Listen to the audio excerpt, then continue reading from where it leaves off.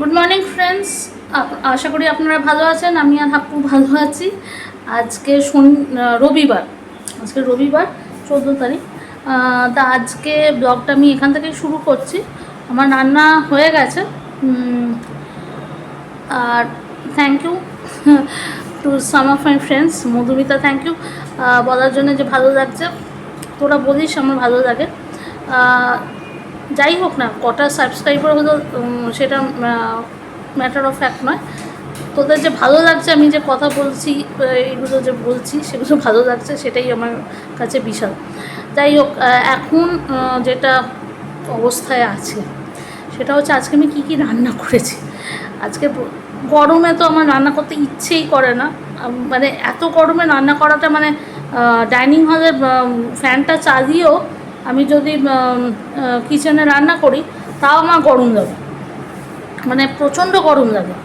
আর এসিটা তো সবার ঘরে আছে, এসি থেকে গিয়ে ওখানে রান্না করে কিছুটা তো দাঁড়াতেই হবে ওখানে, তখন আরও মুশকিল হয়ে যাবে। যাই হোক, কী আর করা যাবে। হাপ্পু উঠে গেছে, হাপ্পু দৌড়োদৌড়ি করছে। হাপ্পুর ছবি আমি দেবো না আজকে, আমার কিছু কথা বলার আছে ইউটিউবার চেকারদের, আমি একটু পরে বলবো। আগে আমি দেখিয়ে দিই আজকে কী কী রান্না করব।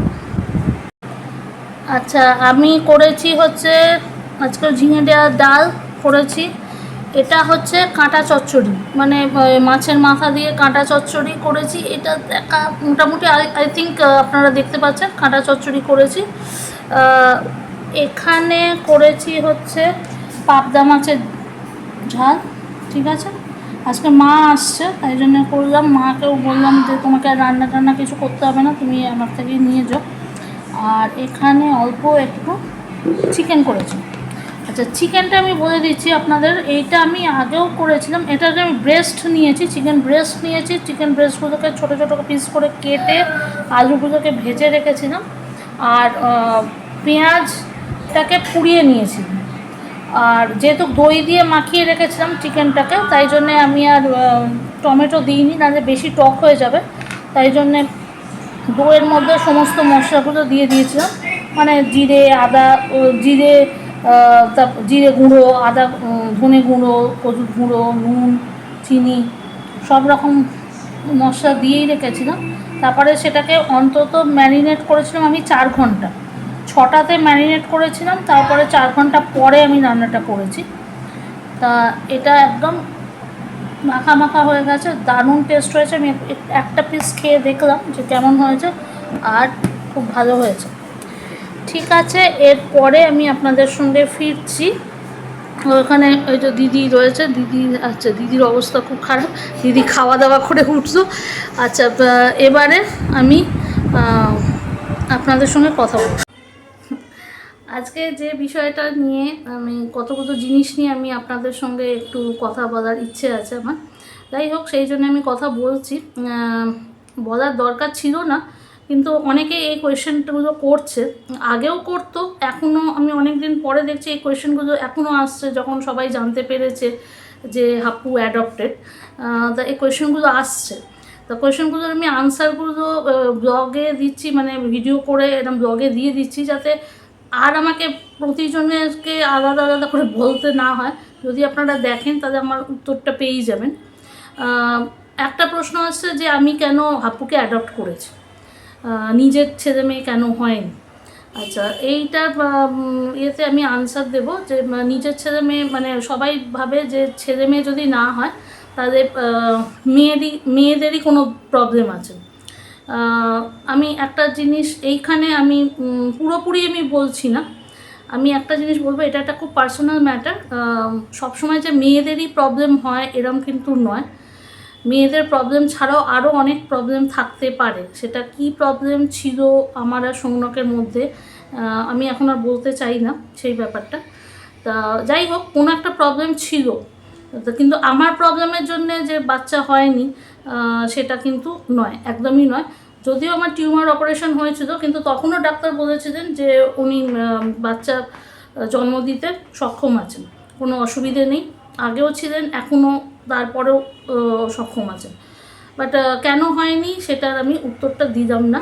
এবার আপনারা যদি বোঝার যে বোঝার সে বুঝে যাবে, যদি না বোঝার থাকে সে বুঝতে পারবেন না, ছেড়ে দিন। আমি ওই জায়গাটা আটকে রাখলাম, পার্সোনাল ম্যাটার বলে আটকে রাখলাম।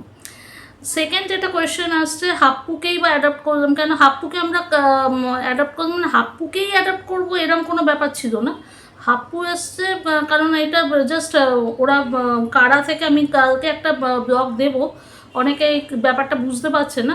এটা কারা থেকে আমরা অ্যাপ্লাই করেছিলাম। কারা একটা গভর্নমেন্ট এজেন্সি, মানে ওরাই ইয়েটা দেয়, সেন্ট্রাল গভর্নমেন্টের আছে, ওরাই অ্যাডপশন পুরো জিনিসটা, অ্যাডপশন পুরো প্রক্রিয়াটাই গভর্নমেন্টের ইয়ে দিয়ে অনলাইন প্রসেসে হয়। তারপরে ওরা আসে, বাড়িতে আসবে, কি কি করবে না করবে। তা ওরা কি করে, একটা ফেস কাটিং হিসেবে দেখে, মানে সৌনক আর আমার ফেস কাটিং হিসেবে সৌনকের সঙ্গে হাপ্পুর ম্যাচ করেনি। ওরা বলেই দিয়েছিল আপনার সঙ্গে ওর মুখটা ম্যাচ করছিল।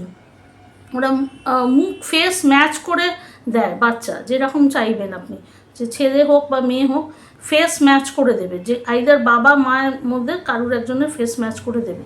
তো ওর সঙ্গে আমি যদি না বলি, ওর সঙ্গে আমার ফেস ম্যাচিংটা সত্যি এখনও অনেকেই যা শোনেন জানে না, তারা বলে না তোমার সঙ্গে তো ম্যাচ করছি। হ্যাঁ সত্যি ওর সঙ্গে আমার ম্যাচ করছে, ওরা তো ম্যাচ করেই দিয়েছিল, ম্যাচিং করেই দেওয়া হয়। তা যাই হোক, সেটা আমি কালকে বলবো আরেকটা ব্লগে, যে কি কি হয়, কারা কারা সম্বন্ধে অনেকে জানতে চেয়েছে যে কি হয়, আমরা যদি নিতে চাই কি হয়। আমি নিশ্চয়ই বলবো, এই জিনিসটা আমি আপনাদের জানিয়ে দেবো যতদূর। আর আরেকটা ব্যাপার হচ্ছে, বাচ্চা না হলে মেয়েদের একটা, এখন আমরা 21st সেঞ্চুরিতেও রয়েছি, তাও আমাদের মেয়েদেরই একটা প্রবলেম হয়, বাচ্চা হয়নি, এত বছর বিয়ে হয়ে গেছে, বাচ্চা হচ্ছে না, তাদের মেয়েটারই কোনো অসুবিধে আছে, মহিলারই কোনো প্রবলেম আছে। তারপরে তাকে কোনো বাড়ির কোনো, যেমন আমরা যেটা হিন্দিতে বলি গোদ ভাড়াই বা ইয়েতে, কোনো জায়গায় ডাকা হয় না, মানে বেবি শাওয়ার যেটা বলি সেখানে ডাকা হয় না। মানে মনে হয় যেন অসৌচ, মানে ওকে দেখলে বোধহয় তার কিছু একটা প্রবলেম হয়ে যাবে, বাচ্চা টাচ্চা হবে না। তাই সেই জিনিসগুলো আমাকেও ফেস করতে হয়েছিল, আমিও ফেস করেছি, অনেক কথা শুনেছি। এবার হাপ্পুকে নেওয়ার পরে যে কথাগুলো শুনেছি হচ্ছে, যখন সবাই জানতে পারলো যে হাপ্পু অটিস্টিক, তখন আমাকে বলা হলো যে অটিস্টিক বাচ্চা, হাপ্পু যেন আলু টালুর মতো, মানে সেই বাজার থেকে আলু কিনেছি, পচা আলু বেরোলো, ওকে ফেলে দাও, এরম মতো একটা ব্যাপার হলো। তা বললো ওকে নিয়ে তো আর কিছু হবে না। আমার শ্বশুরবাড়ির থেকে, মানে আমার শ্বশুরবাড়ি এখন আর বলার দরকার নেই, মানে সৌনকের বাড়ির থেকে বলা উচিত, সৌনকের বাড়ি থেকে আমাকে বলা হলো যে ওকে ছেড়ে দাও, ওকে ওকে নিয়ে কোনো লাভ হবে না, তোমার তো এখন বয়স আছে, তাদের চেষ্টা করো যদি বাচ্চা টাচ্চা হয় নিজের থেকে, আর ওকে রেখে দাও, ওটা কোনো একটা ছোটোখাটো গভর্নমেন্ট স্কুলে, এমনি যেগুলো পাতি গভর্নমেন্ট স্কুলে পড়িয়ে দিও, মানে পাতি এই জিনিসটা কথাটা বলে, মানে হয় না যেখানে মিড ডে মিল দেওয়া হবে, এরকম একটা জায়গায় দিয়ে দাও, তারপরে পরে একটা মুদির দোকানে করে দিও, মুদির দোকানে বসবে, এর দ্বারা আর কিছু হবে না। এই কথাটা আমাকে এরমভাবেই বলা হয়েছিল। তা আমি তখন বলেছিলাম যে যাকে নিয়েছি তাকে আমি এরম ফেলে দিতে পারি না, এখনও, মানে আমি যতদিন বেঁচে থাকবো আমি ওরকম করে ওকে ফেলে দিতে পারবো না। আমি যখন নিয়েছি, দায়িত্ব নিয়েছি, হ্যাঁ আমি ওকে জন্ম দিইনি, কিন্তু দায়িত্ব যখন নিয়েছি তখন মা হিসেবে, সেই 4 মাস বয়স থেকে দেখছি, আজকে ও 8 বছর হতে যাবে এই সেপ্টেম্বরে। তা এত বছর ধরে যখন দেখছি সেই ছোটোর থেকে, তা মা ছাড়া, ও আমাকে ছাড়া কাউকেই চেনে না, ও পৃথিবীতে মাই সব, আর আমার পৃথিবীতে ওই সব। তা ওই সেই জিনিসটার হিসেবে আমি বললাম যে ওকে ছাড়া আমি গিয়ে কোনো দিন, আর আমি এরকম ভাবিও নি কোনো দিন ওকে ছেড়ে দেবো, আবার অন্য কোনো বাচ্চা নিয়ে নেবো, যেহেতু করে এরম হয়েছে। সৌনকও এই কথাটা আমাকে বলেছিল যে ওর নিয়ে কিছু হবে না। তা আমি বলেছিলাম আজকে যদি বাচ্চাটা আমাদের নিজেদের হতো, মানে আজকে যদি আমাদের নিজেদের, এটা অ্যাডপ্টেড বলে আমরা এরম ভাবছি, আজকে যদি আমার নিজের পেট থেকে এরম বাচ্চা জন্মাতো যে হচ্ছে অটিস্টিক, তাহলে কি তাকে কি আমরা ফেলে দিতাম? নিশ্চয়ই দিতাম না, তাই না? এরম তো অটিস্টিক বাচ্চা, আমি যেখানে পড়াই ওকে স্পেশাল স্কুলগুলোতে, সেখানে তো অটিস্টিক বাচ্চা এরকম সবার আছে, তো কেউ তো অ্যাডপ্টেড, তো সবাই না অ্যাডপ্টেড নয়, নিজেদেরই বাচ্চা। তা কেউ কি বুঝেছে যে অটিস্টিক বলে? বোঝেনি, তাদের কি তারা ফেলে দিচ্ছে? না, ফেলছে না, চেষ্টা করছে যাতে ওরা ইমপ্রুভ করে। আমিও সেই একই জায়গাতে রয়েছি, আমিও ভাবছি যাতে ইমপ্রুভ করে, ও নিজের পায়ে দাঁড়াতে পারে, সেই জিনিসটাই আমার মধ্যে আছে, যেমন অন্য মায়েরা ভাবছে আমিও ভাবছি। আর অনেকে আমাকে এটা প্রশ্ন করেছে অটিস্টিক বাচ্চা ভেবে অটিস্টিক বাচ্চাই বা তুমি অ্যাডাপ্ট করলে কেন? অটিস্টিক বাচ্চা বোধে কিছু বোঝা যায় না, একটা 4 মাসের বাচ্চাকে অটিস্টিক বোঝা যায় না। তোমরা যখন, আমি একদম ডাইরেক্ট কোয়েশ্চেন করছি, যে যারা আমাকে প্রশ্ন করেছিল, আমি কোনো নাম নিচ্ছি না, যাই হোক আমি প্রশ্ন করছি যে কেউ কি জন্ম পরেই বুঝতে পারবে যে বাচ্চাটা অটিস্টিক? ওর তো কোনো প্রবলেম, এমনি কোনো প্রবলেম নেই, দেখলে ওকে অটিস্টিক মনে হয় না। কিছু কিছু জায়গাতে ওকে বোঝা যাবে যে এই জিনিসগুলো হচ্ছে, এগুলো অটিসিজমের ব্যাপার। তাহলে এই জিনিসগুলো যতক্ষণ না বুঝবে কেউ করতে পারবে না। ও যখন প্রথম অটিসিজমটা ধরা পড়েছিল, যখন 2.5 বছর বয়স ছিল, সবাই অনেকে বলছিল ও দেখে না, আমাদের ওকে নাম ধরে ডাকলে ও তাকায় না, তা কনসেন্ট্রেশন প্রবলেম ছিল, মানে আই কন্ট্যাক্ট ছিল না। তা তখন আমি ওকে নিয়ে গিয়েছিলাম নেউটিয়াতে, শিলিগুড়ি নেউটিয়ার একজন ইএনটির কাছে দেখাতে, যে ওর কানে কোনো প্রবলেম আছে কিনা। তা উনি প্রথম বলেছিলেন যে ওর কানের কোনো প্রবলেম নেই, এই হচ্ছে অটিস্টিক বাচ্চা, তাই জন্য ও দেখছে না। ও একদম কান টান সব ঠিক আছে, কান নাক সব ঠিক আছে। এবং ওর ব্রেনেরও আমরা সেই সময় করেছিলাম, মানে স্ক্যান করে করে, যে ওই অবস্থা, ওই 2.5 বছর বয়সে যেরকম ব্রেন ম্যাচিওর হওয়া উচিত সেরকম আছে কি না, তারপর সেটাও আমরা দেখেছিলাম যে সেরকমই আছে, কোনো প্রবলেম নেই।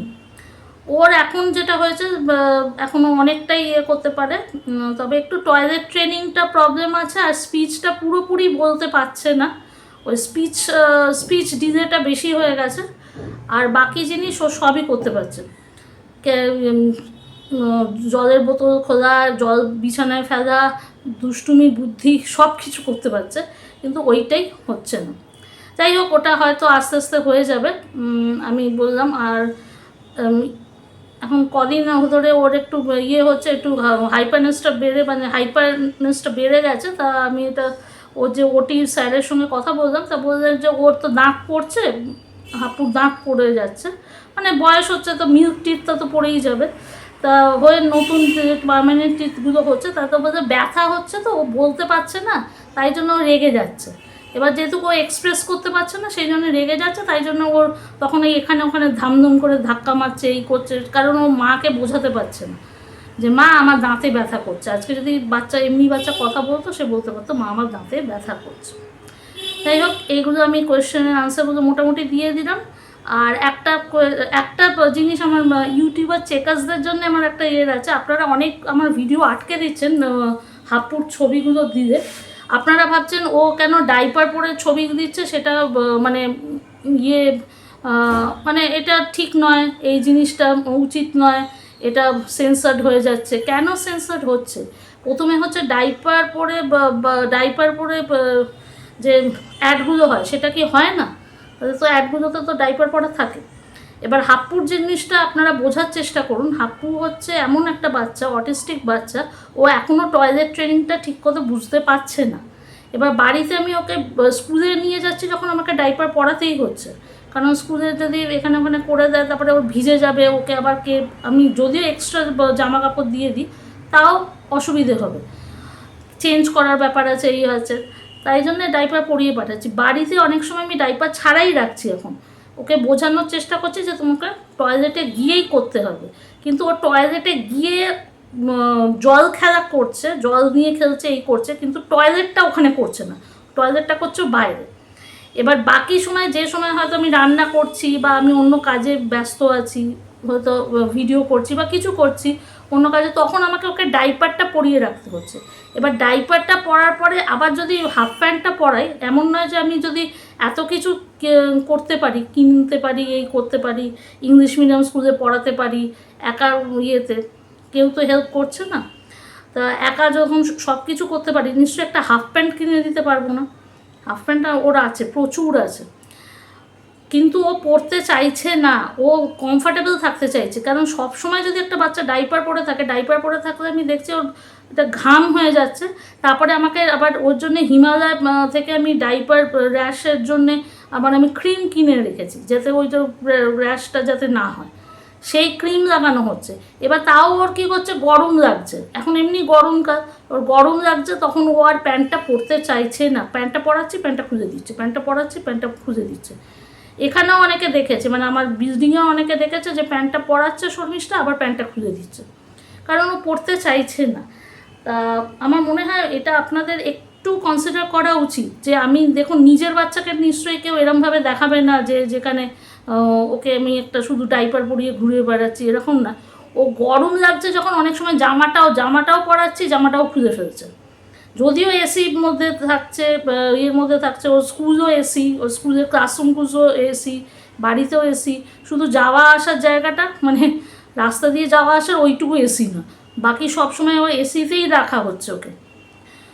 তা যাই হোক, তা এইটা আপনারাও একটু কনসিডার করবেন। ইউটিউবের চেকার্সদের সঙ্গে তো আমি ডাইরেক্ট কথা বলতে পারি না, যদি আপনাদের এটার জন্য আমার উপর কোনো অভিযোগ থাকে আপনারা আমাকে ডাইরেক্ট ফোন লিখে পাঠাবেন। আপনাদের কাছে তো আমার ইমেল আইডি আছে, আপনারা আমাকে লিখে পাঠাবেন, কিন্তু এটা আমার মনে হয় আপনাদেরও আমার সঙ্গে কথা বলা এটা উচিত ছিল। ওকে, আজকের মতো এতটাই। যাই, আবার হাপ্পুর জন্যে খাবার টাবার করতে লাগবে, মোটামুটি ওর ডিনার টাইম হয়ে গেছে। আপনারা ভালো থাকবেন। Okay, love you all, take care, bye and see you in next blog.